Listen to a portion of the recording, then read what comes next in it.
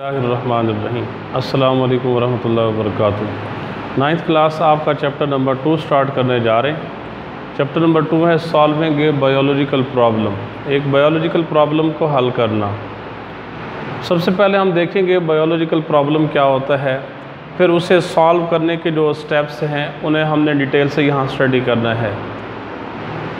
तो इससे पहले डेफिनेशन आपकी बुक में रिवाइज की गई है साइंस की। तो साइंस क्या है? Science is basically a knowledge that is obtained from observations, experimentations and logical deductions to understand the principles of nature. फितरत के उसूलों को समझने के लिए तजर्बात किए जाते हैं, मुशाहिदात किए जाते हैं, उनसे नताइज अखज़ किए जाते हैं, फिर फितरत के उसूलों को समझा जाता है। तो साइंस की डेफिनेशन रिवाइज़ की गई। उसके बाद हम ये देखते हैं कि बायोलॉजिकल प्रॉब्लम कहते किसे हैं। बायोलॉजिकल प्रॉब्लम जो है ये कोई भी सवाल होता है लिविंग ऑर्गेनिज्म से related. Biological problem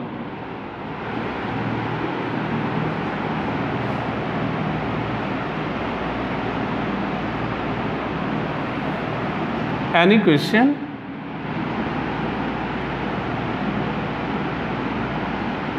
related to living organisms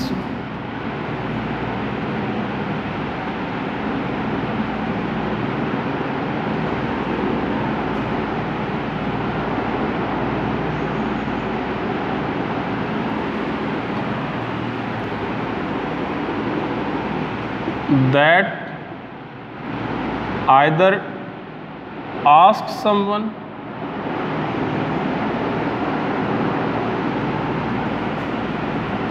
or comes in the biologist mind।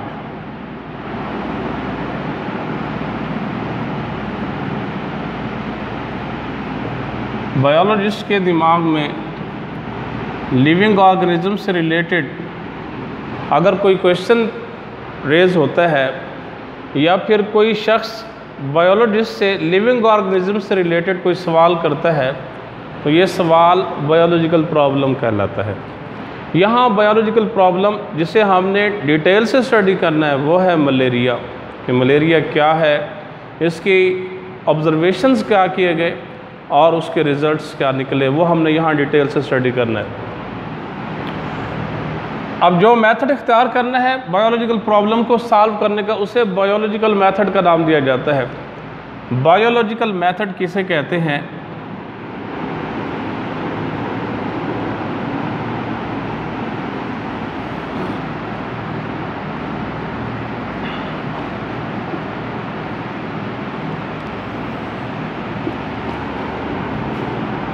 Scientific method to solve a biological problem।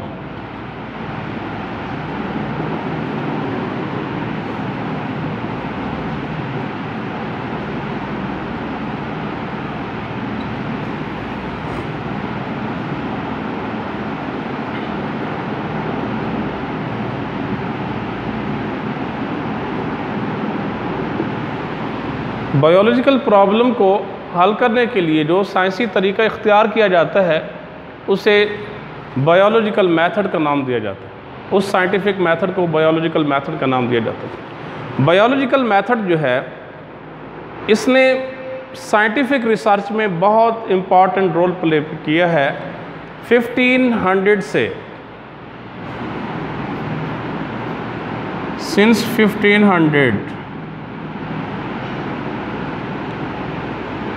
1500 से इसने बहुत इम्पॉर्टेंट रोल प्ले किया है। और ये उस वक्त की बात है जब गलीलियो ने फ्री फॉल एक्सपेरिमेंट्स किए और दीगर उसकी कंट्रीब्यूशंस हैं जिनकी वजह से ये बायोलॉजिकल मेथड जो है ये वहाँ से स्टार्ट होता है। तो इसके जो डिफरेंट कंट्रीब्यूशंस हैं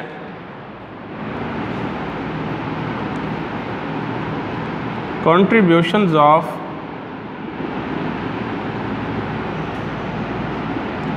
बायोलॉजिकल मेथड,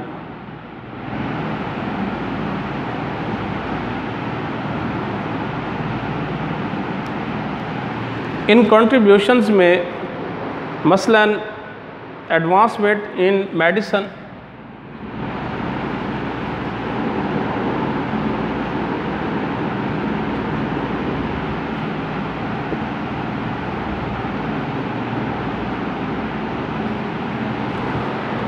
मेडिसिन की फील्ड में बायोलॉजिकल मेथड की वजह से बहुत सी तरक्की हुई है। इकोलॉजी में एडवांसमेंट आई है। माहौलियाती जो मुताला है उसमें भी काफ़ी डेवलपमेंट हुई है और टेक्नोलॉजी में भी डेवलपमेंट हुई है।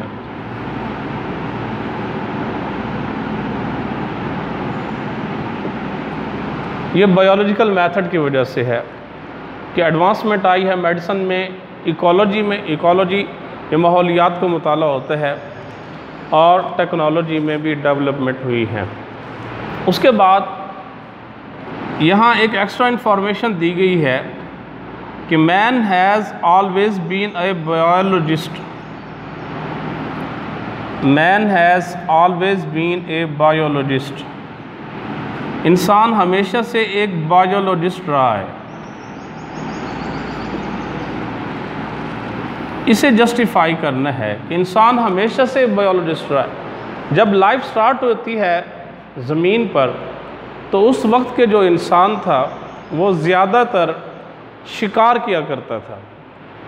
तो उस शिकार की वजह से, क्योंकि उसका जो ग़िज़ा का ज़रिया था वो या तो प्लांट्स थे या फिर एनिमल्स, तो प्लांट्स को काश्त करना और जो एडिबल और नॉन एडिबल यानी जो खाने वाले हैं और जिन्हें नहीं खाया जाता, तो उसमें वो डिफ्रेंशिएट कर सकते थे। और उसके साथ ही एक एक्सपर्ट हंटर भी था कि वो उन जानवरों को वहाँ से खुराक भी हासिल करते और उनके पार्ट्स ऑफ बॉडी को डिफरेंट जो औजार हैं उनको बनाने में भी इस्तेमाल किया जाता था। तो एनिमल्स का जो हैबिटेट है उसे भी इंसान अच्छी तरह जानता था।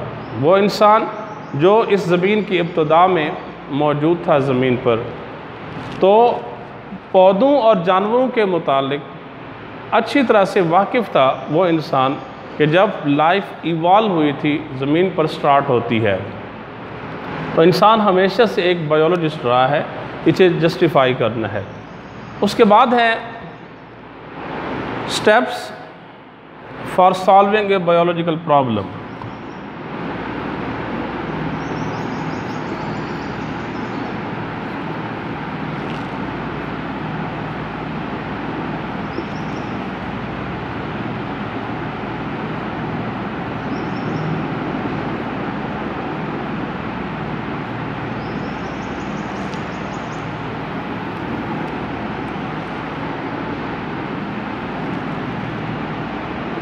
बायोलॉजिकल प्रॉब्लम को हल करने के 7 स्टेप्स हैं जिन्हें हमने 1 बाय 1 डिटेल से स्टडी करना है। Number 1, recognition of a biological problem.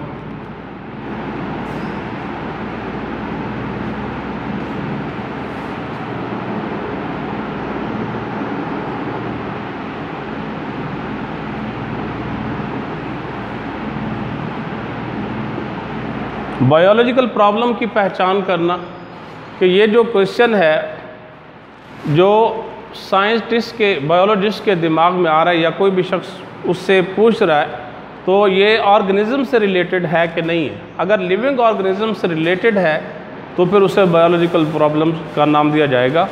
तो सबसे पहली चीज़ है बायोलॉजिकल प्रॉब्लम की पहचान करना, recognition of biological problem. Second step है ऑब्जर्वेशंस।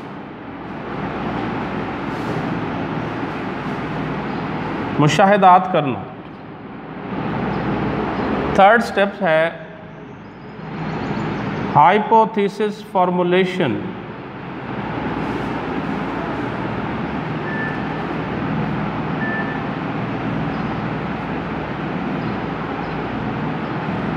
एक हाइपोथेसिस तश्कील देना, उसे शक्ल देना। उसके बाद फोर्थ है डिडक्शंस।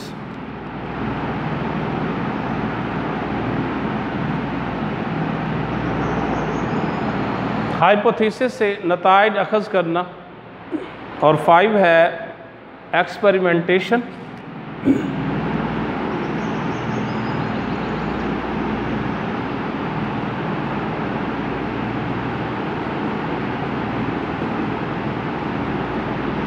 जो 5th स्टेप है वो है एक्सपेरिमेंटेशन, तजर्बात करना।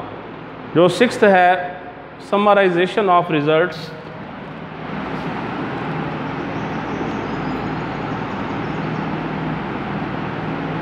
समराइजेशन ऑफ रिज़ल्ट्स, नताइज का खुलासा अखज़ करना।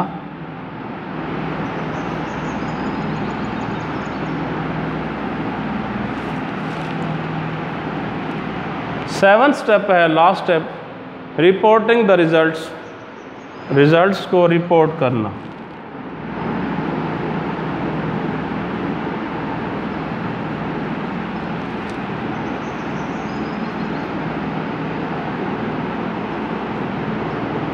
नताइज को शाये करना, रिपोर्ट करना, पब्लिक तक पहुंचाना। ये 7 स्टेप्स हैं। Recognition of biological problem, observations, hypothesis formulation, deductions, experimentation, summarization of results and 7 reporting the results. नताइज को अखज़ शाये करना, पब्लिक तक पहुंचाना। तो हमने इन स्टेप्स को डिटेल से स्टडी करना है। फर्स्ट ऑफ ऑल मैंने आपको बताया रिकॉग्निशन ऑफ बायोलॉजिकल प्रॉब्लम। इसमें आप डेफिनेशन बताएंगे बायोलॉजिकल प्रॉब्लम होता क्या है। Any question related to living organism that either comes in the biologist mind और someone asked to the biologist, it is called biological problem. कि कोई भी बात जो बायोलॉजिस्ट से पूछी जा रही है या फिर बायोलॉजिस्ट के ज़हन में है, उसकी नॉलेज में आ रही है, स्टडी में, अगर वो लिविंग ऑर्गेनिज्म से रिलेटेड है तो फिर उसे बायोलॉजिकल प्रॉब्लम का नाम दिया जाएगा। दूसरा स्टेप है ऑब्जर्वेशंस, मुशाहिदात करना। मुशाहिदा किसे कहते हैं? जो ऑब्जर्वेशन है, observation statement based on something one has seen, heard और नोटिस्ड। ऑब्जर्वेशन जो है, इसकी डेफिनेशन आपको बता देता हूँ।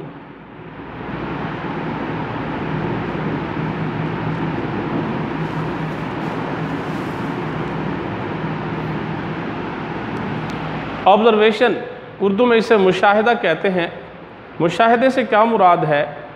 स्टेटमेंट, एक ऐसा बयान बेस्ड ऑन समथिंग, जिसकी बुनियाद किसी ऐसी चीज़ पर रखी जाती है। वन हैज़ सीन, या तो किसी ने देखा है उस चीज़ को, हेयर्ड और नोटिस्ड, या फिर उसे सुना है या उसे अपने इल्म में लाया है। तो ये ऑब्जर्वेशन कहलाते हैं। जो ऑब्जर्वेशन का जो सोर्स है वो है 5 सेंसेस।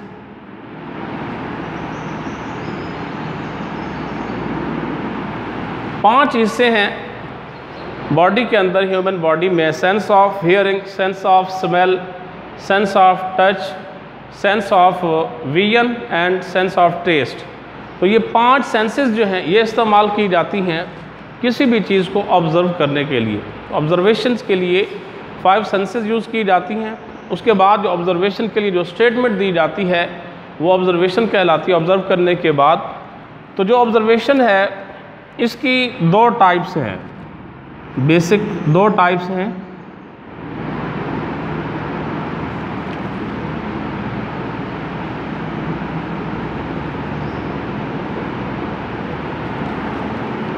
एक है क्वांटिटेटिव ऑब्जर्वेशन,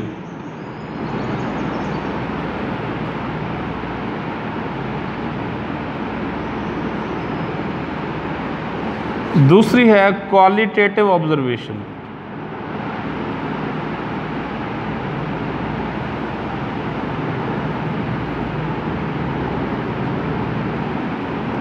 क्वालिटेटिव ऑब्जर्वेशन, इसमें कैसे डिफरेंस कर सकते हैं? क्वांटिटी कहते हैं मेयार को, मिकदार को, और क्वालिटी कहते हैं मेयार को। क्वांटिटेटिव ऑब्जर्वेशंस मिसाल देते हैं कि 1 लीटर ऑफ वाटर वेज 1000 ग्राम, कि पानी का 1 लीटर जो है उसका जो वज़न होता है वो 1000 ग्राम होता है। जबकि 1 litre of ethanol weighs 789 gram, ethanol का 1 लीटर जो है उसके 799 ग्राम होते हैं। तो ये क्वांटिटी बताई जाती है। ये ऑब्ज़र्व किया गया और ये क्वांटिटेटिव ऑब्जर्वेशन है। अब कंपैरेटिवली जो क्वालिटेटिव ऑब्जर्वेशन है, 1 litre of water is heavier than 1 litre of ethanol. पानी का 1 लीटर एथेनॉल के 1 लीटर से ज़्यादा भारी है। ये क्वालिटी बताई जा रही है, यहाँ कोई क्वांटिटी नहीं है। दूसरी एग्जांपल दी जा सकती है, मसलन क्वांटिटेटिव ऑब्जर्वेशन में the freezing point of water is 0 degree Celsius while boiling point of water is 100 degree Celsius. Comparatively जो क्वालिटेटिव ऑब्जर्वेशन है वो ये है कि the freezing point of water is colder than its boiling point. Boiling point से freezing point जो है वो कम होता है। तो ये क्वांटिटेटिव और क्वालिटेटिव ऑब्जर्वेशन जो है उसके एग्जांपल्स दी हैं। तो कंपैरेटिवली जो डिफरेंस है वो यूँ है कि क्वांटिटेटिव ऑब्जर्वेशन जो हैं ये ज़्यादा एक्यूरेट हैं। उसकी रीज़न ये है कि क्वांटिटेटिव ऑब्जर्वेशंस को मीयर किया जा सकता है, इन्हें मापा जा सकता है, इन्हें नंबर्स में, हिंसों में लिखा जा सकता है। ठीक है, तो हम यूँ कहेंगे quantitative observations are more accurate than qualitative because quantitative observations can be measured. These are recorded in terms of number, while qualitative observations are not measured.